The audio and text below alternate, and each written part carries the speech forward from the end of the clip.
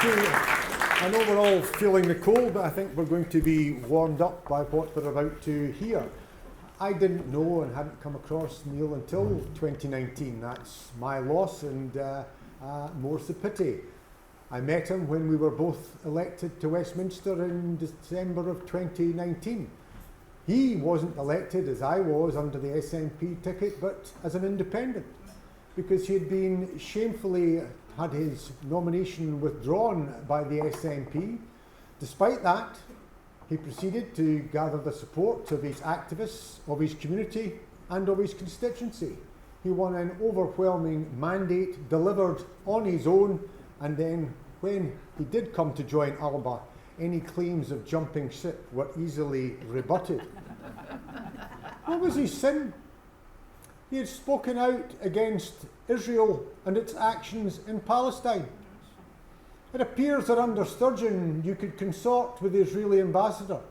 You could even have MPs going and meeting with the IDF or other visits to Israel, but don't speak out about what was happening. History sometimes proves you right, and what we have seen unfolding in the genocide in Gaza shows that Neale was right to speak out in 2019, exactly as he has have the same courage to continue to speak out on that and on other issues. He should be credited with great courage for what he went through and retained those principles.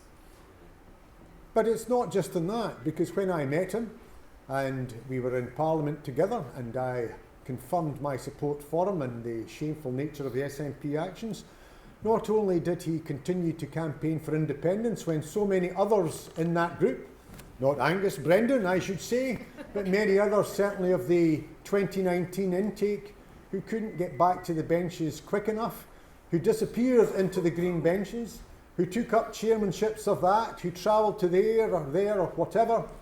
Neale never did that. He kept the cause of independence alive, he kept it as his sterling focus, and he drove on. Not simply on that, but also on the cause of women and children, because people have rightly made comment about Joanna Cherry and what she had to endure.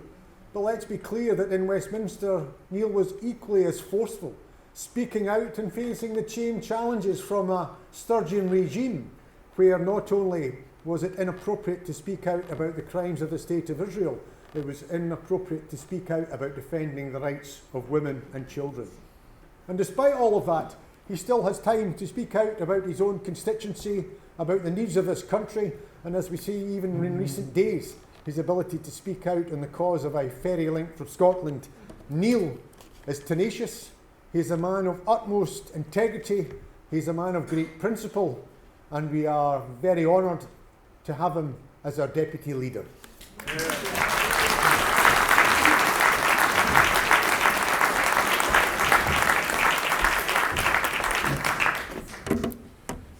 It's all true, you know. Thanks very much, Conference. So today I want to begin by citing the words of our founder and former leader and friend, Alex Salmond. And they should resonate today. In February of 2024, speaking at the Scottish Affairs Committee, Alec reflected on past betrayals. Your enemies sometimes sit alongside you as opposed to in front of you. Now, we can have disagreement, as is healthy in any party, but we are the guardians of Alec's dream of independence for Scotland, and we must protect it from all who would choose to tear it all down to salve their own embitterment. That is why we must resolve to stick together and stick to Alec's plan for 2026. As we all know, Alec was not known for doom and gloom.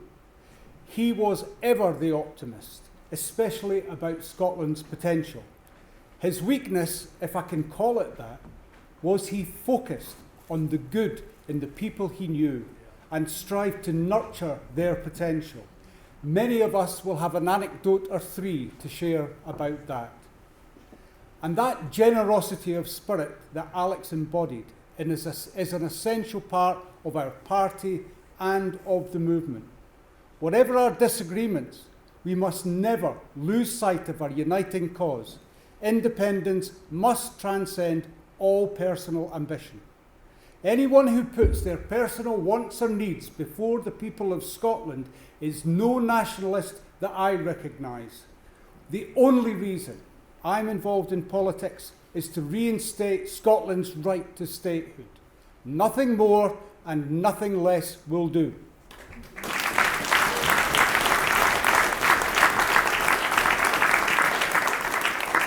As you've heard this morning, since being elected as your Depute Leader, I have spent a considerable amount of time working with the leadership team to defend our party, our founder, and the cause of independence. But I've also continued to build the case for the 2026 election, and most importantly, I have regularly been out on the doorstep speaking to voters about Alba's positive message on independence. And those conversations are increasingly promising. These past weeks, I've joined our outstanding Buckhaven, Methil and Weems Villages by-election candidate, Christine Watson, on the campaign trail. I've spoken to numerous SNP voters who are every bit as frustrated as I am with the SNP's position on independence. They recognise that it is no different to that of the last decade. Because of those doorstep conversations, independent supporters who were unlikely to vote at all have committed to vote Alba. And SNP voters willing to give that party one last chance have readily told me they had decided to vote Alba on the list already. The mood is changing and changing in our favour. List Vote Alba is cutting through just as Alec predicted. Now let me tell you about one such exchange. The guy was a fervent Indie supporter, he had flags in the garden, but he felt he had no one to vote for. His one question to me was this: what makes you any different to the rest of them? And my response was straightforward and honest. Because when we say we want independence as an urgent priority, we mean it. Alba was founded by people who put independence before fealty to a party or to its leader. Because when Alba saw women's rights and child protection being thrown under the gender ideology bus, we spoke up and spoke out. We proudly stood in support of For Women Scotland, Sex Matters, Women Won't Wish, Scottish Lesbians and the Gay Men's Network from our inception. Alba are the only party who were responsible for ensuring Sandy Peggy got the support she needed to take on the dystopian behaviour of NHS Fife and, by extension, the Scottish Government. Yes.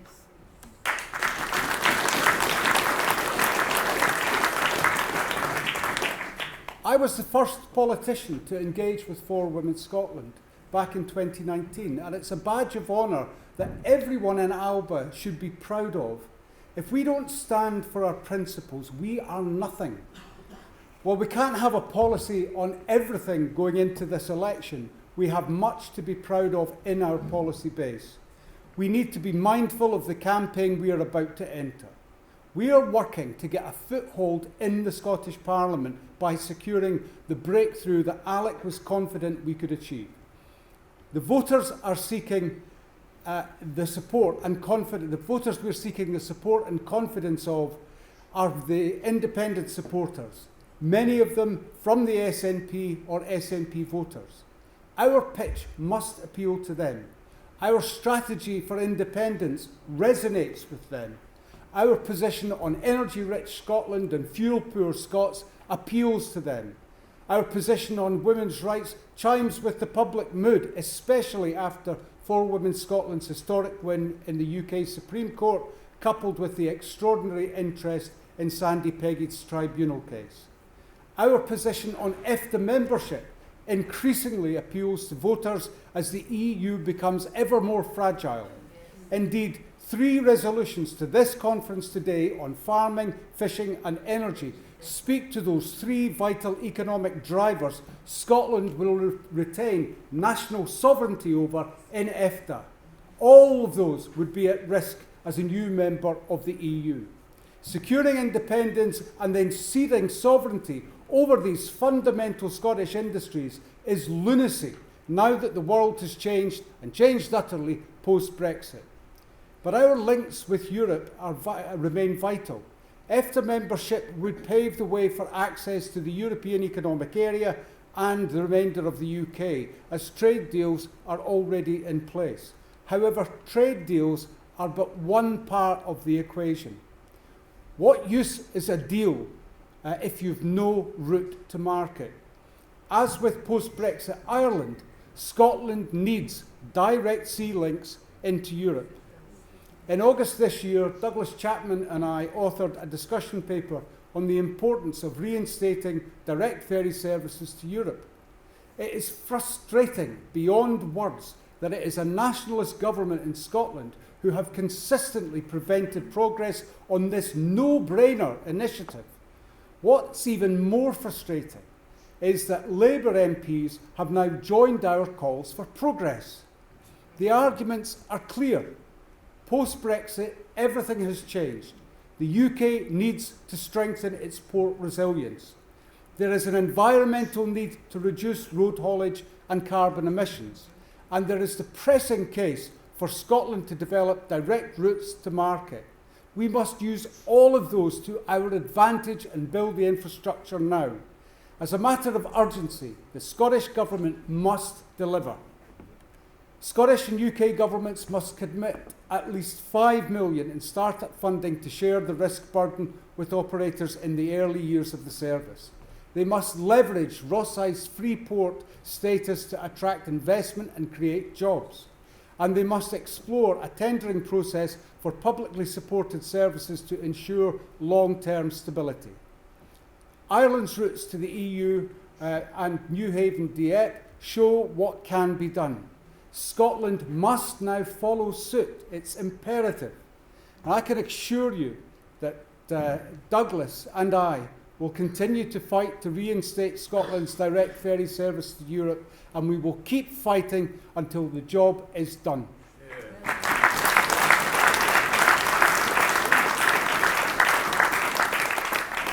Conference. Chasing the unionist vote is a fool's errand. We can't dance to reform's tune, neither should we aim to. But we can counter their rhetoric with the approach to population management that we agreed today. A policy tailored to Scotland's needs, not that of the UK. Which brings me to my next point, that of training, recruitment and retention in our education and health services. Under UK rule, we are training teachers, nurses and other professionals, but we are unable to offer them a stable employment thereafter. After qualification, many of them find there is no full-time job available, and if they're lucky, they might find a fixed-term contract, a temporary contract, but that gives them no security to build a life here at home. This is not a new phenomenon. Exactly the same state of affairs existed in the 1990s. That led me to move to London, where there were jobs aplenty and funding for further education. Down south, it was a breeze to secure funding for me to study to master's level and beyond. The common denominator here is that funding for education and health was then, as it is now, wholly dependent on how much of our money Westminster chooses to give back. It's unacceptable. It's driving young skilled workers out of Scotland, reducing our economically active population, depriving our ageing population of the healthcare they deserve, and denying our youngsters the stable, well-staffed education system they desperately need. But we know that that is not the only challenge our NHS face. In the workplace, the Sandy Peggy case has lifted the lid on institutional capture by gender extremism. When I first met Sandy at the beginning of 2024, amid the details of her story was her union, the Royal College of Nursing. I was a member of the RCN for over 25 years. For a union representing a predominantly female workforce, I was appalled at their apparent laissez-faire approach to women's rights and safeguarding more generally. When Sandy Peggy and the Darlington nurses spoke up about their concerns at being forced to share the changing rooms with biological males, they were entitled to receive the full backing of their professional body and trade union in line with the workplace regulations of 1992. That the Royal College of Nursing walked away at the very point these brave women needed them is despicable and indefensible. It was an act of craven cowardice, a dereliction of duty of care of the worst kind imaginable, and a complete betrayal of these dedicated healthcare professionals. That's why today I am calling on the General Secretary of the RCN and the Director of RCN Scotland to reverse course and apologise to Sandy Peggy and each of the Darlington nurses for abandoning them. If they had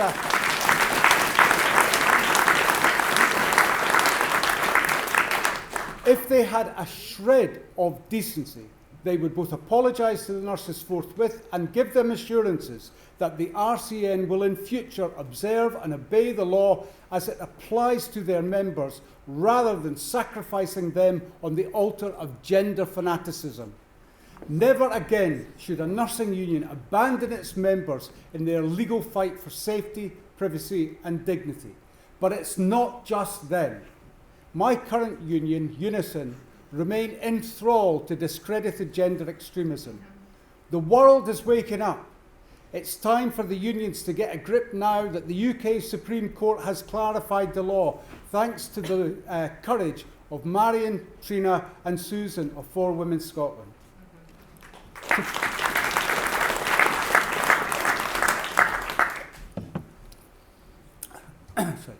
To my mind, they would be better focused on the implications of NHS reform, or indeed NHS risk from reform, the party. The scale of NHS Scotland redesign is potentially vast, and with the full details yet unknown. What we do know is that neonatal intensive care services are to be reorganised, reducing the national cover from 8 level 3 neonate intensive care units, or NICUs, to 3 regional units. This includes the downgrading of the award-winning NICU at University Hospital Wishaw.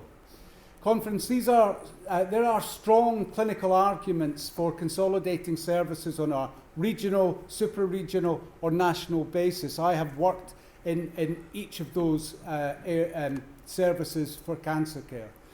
But it needs extremely careful planning and management to ensure expertise is retained and developed. There can be no more challenging a time for new parents of a tiny, vulnerable neonate than when they require critical care in the first days of life. To add to that stress of being removed from their local support network is an enormous burden. This proposal needs to be handled with extreme care and caution, and any ongoing NHS reform will be buffeted by such practical issues. But the more significant challenges will come from an expected Farage government down south, underscoring the urgent need for independence as a means to protect the NHS from privatisation. The complexities involved mean this is not a piece of work to take lightly. Indeed, it is the kind of policy development best taken forward by Alba MSPs when we are in Parliament. But I suggest today that we make progress on this now. So I advise Conference that we will begin this process through a National Assembly on the NHS and wellbeing soon after Conference. If Scotland is to achieve its potential as an independent country, we need to act in preparation for that every day. Every decision from a national government should help pave the way to statehood, and that means protecting key economic infrastructure like Grangemouth, or key industries such as Alexander Dennis, or developing and building our links with the world by air and sea. That's why Alec's position on how we secure independence matters to this day and beyond. The SNP's position is frankly absurd. Handing Westminster a veto over our future was bad enough, but now they're saying that even if there is a pro-independence majority after next year's election, it will be a mandate, not for independence, but for continued inaction. They are putting their own narrow interests ahead of the needs of the country. Alba is now the only party with a plan to achieve independence, and now we know that 6 out of 10 Scots agree that it would be legitimate to pursue that plan through a Holyrood election.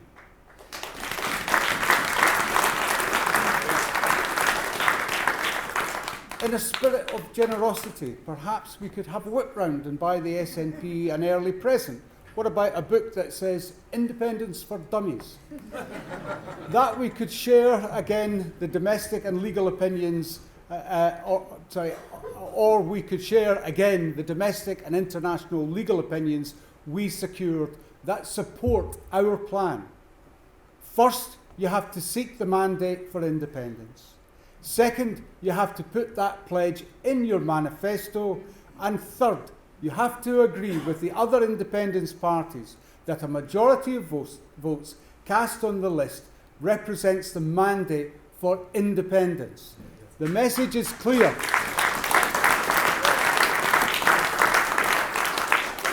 If people want independence, they have to vote for it. And that means, as Andy Doig spelled out earlier today, voting Alba on the list. That is the way to win independence.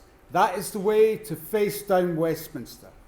And while Salvo and others pursue avenues in the UN, as a party we wish them every success. I've engaged with Sarah and others regularly on the preparation for that action, not least in sharing the legal opinions we secured. But however slick the arguments, it doesn't clear the necessary hurdle of taking the people with you. A democratic mandate for independence is an unavoidable and necessary requirement. But be in no doubt, I will fight for this party, for Alex's legacy, and for Scotland's right to independence. Thank you.